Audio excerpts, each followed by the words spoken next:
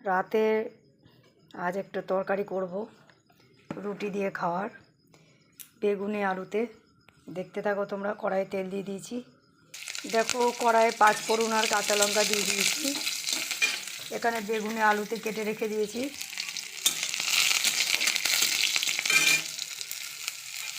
দেখো পেঁয়াজ দিয়ে দিলাম, গোটা পেঁয়াজ দিয়ে অর্ধেকই দিয়েছি, কেটে দিলাম অর্ধেক পেঁয়াজ, ওটা লাগবে না।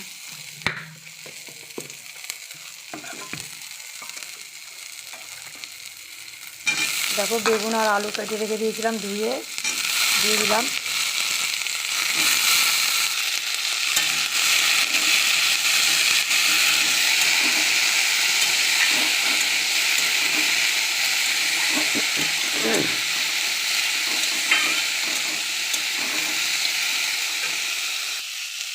দেখো লবণ, হলুদ আর একটা টমেটো কেটে দিয়ে দিলাম।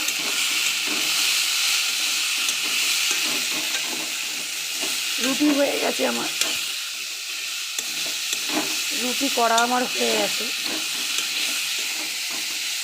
তরকারিটা করলেই হয়ে যাবে।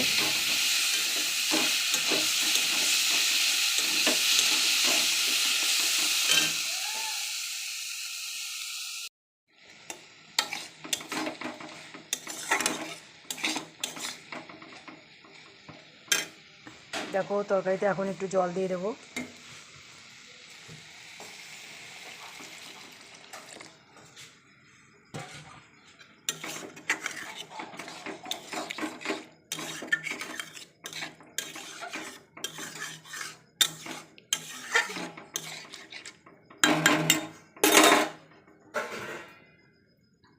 এখন চাপা দিয়ে দেবো, 2 মিনিট চাপা দিয়ে দেবো। আমার তরকারিটা হয়ে গেছে, বেগুন আলুর তরকারি। এবার নামিয়ে দেবো। যেহেতু বেগুন দেওয়া আছে তো এই জন্য তরকারির কালারটা একটু কালো হবে।